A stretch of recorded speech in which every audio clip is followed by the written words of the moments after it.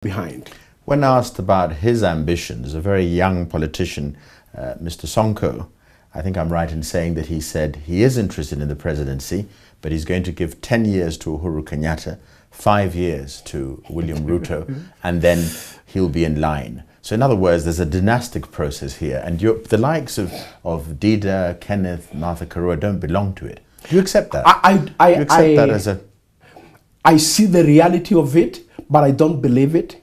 I don't believe in it, but I know it is a reality that some of us are fighting hard to overcome. When we shall overcome, I don't know. Whether it's going to be in the next election or the election after next. But you see, there can be that window of opportunity. If you remember in 2002, something very phenomenal happened in Kenya. And I don't know what it was, but we all rebelled against something. Well, let's put it this way. If those who are in power today respond to the needs of the Kenyan people, respond to the issues that are affecting this country, and by the next election we can see improvement in the lives of Kenyans and they win power back, well and good. But if I can assure you, I can guarantee you, if they mess up the process of leadership now and we go back to the next election and the citizens are much less happier than they are today, something can also happen on them out. Right. So on one hand, I believe that it is possible to perpetuate the dynasty. Right. But on the other hand, I also believe that it depends on how they respond to the needs of the country. Right. The process itself, the elections. Why did Professor James Ole Kiyapi stand by and look upon a process which he then complained thereafter as being flawed?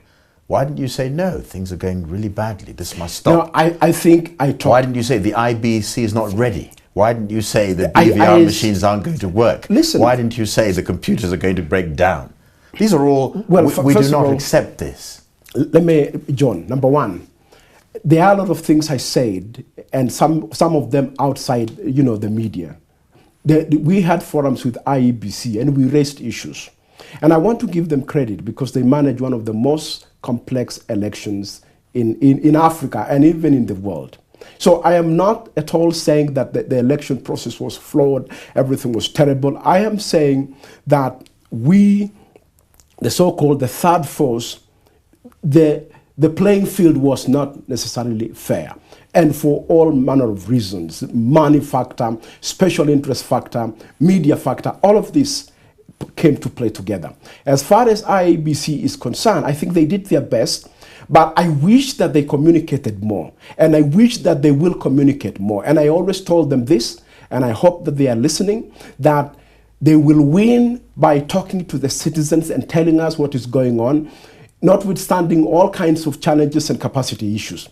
But going forward, I would like to make sure that we invest more in IEBC so that by the time we go to the next election, these machine problems, nobody anticipated this. In fact, nobody knew they had a challenge because they told all of us. With respect, if you look at the comments of the former Prime Minister Raila Odinga, he is saying, get rid of the players in the IEBC. They're a sham. They messed up. They let us down. Well, I mean, you can get rid of this set of individuals and bring another set of individuals, but until you fundamentally change the culture and to the capacity of the institution, even a different set of individuals might still do the same kind of things that the others have done. So in my view, what we need to do is to learn lessons and quickly push the institution to be more accountable and communicate to the masses. Right. You've brought up the keyword institution, which leads me to a last line of thinking, which is the aftermath. We have a new constitution. We have great expectations of this new constitution. Do you think that in the last so many weeks after the new government was put in place that things are going nicely? We have institutions, but now we're arguing about vetting processes. We're arguing about salaries. We're arguing about insecurity. These are not the manifestations. By the way, I want to say two things. Number one, this is the only country, I think, in Africa where all these things, what we call accountability processes are taking place. Are they perfect? Absolutely not. But I am happy that we have started because I know when we do the next set of vetting, I think we will do much better. But number two, I think part of what we are seeing is finding of levels. Everybody's trying to find their level. And it will take a couple of months, and I hope that they will settle down. And I want to add a third point, which is that I also believe that this constitution has far too many layers. I want things to settle down, and I think those in power must revisit the whole thing and look at how to streamline and maybe cream it off and make it lean and efficient. Otherwise, they're trapping themselves with all this many layers and institutions and all that. Again, so you're calling for a rewrite of the Constitution? No, not a rewrite. Those provisions, those acts are part and parcel of our new Constitution. And you know, Professor, better than I do, that you don't change these things overnight. And I don't want them to be changed overnight. I think part of the problem was because we were in a hurry to try and bring in certain legislation so that we go to the election. A tacit criticism of the 10th Parliament. Yes. So now we have an opportunity. You're asking the 11th Parliament to self-cleanse. At this very early opportunity, before we are under the pressure of the next election, for them to basically revisit and look at all the various acts of Parliament and see where there might be overlaps and see where, areas that needs to be streamlined in order to create coherence. That's really my point. Right. As we draw to a close, people would be always interested, the human interest factor.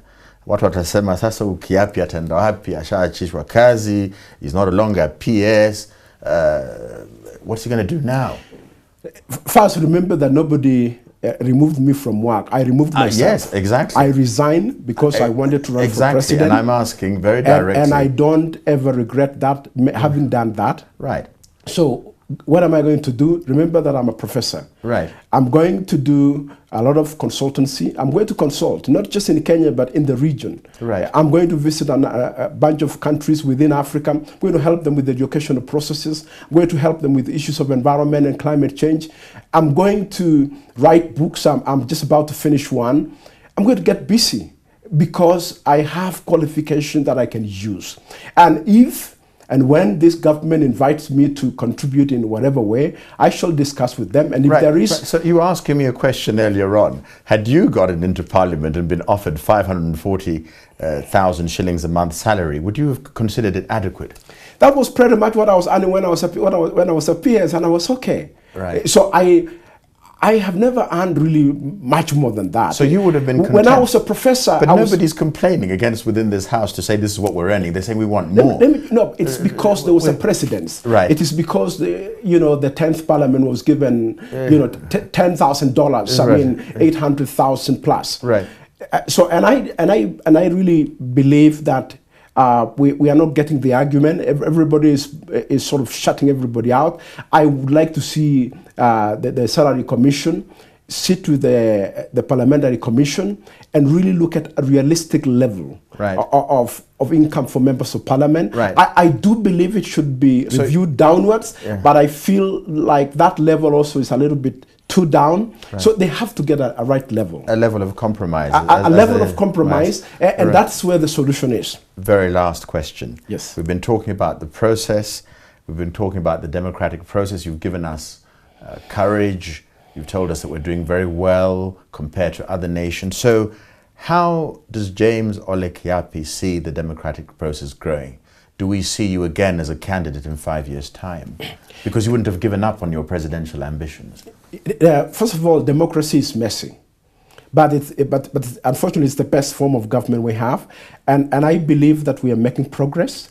I believe that Kenya is going forward. We just need to streamline our institutions. We need to engage more the population.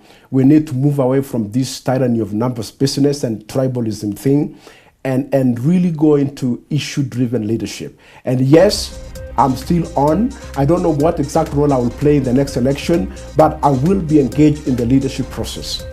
Professor James Ole Kiyapi, thank you so very much for coming on the JSO interview. Thank you.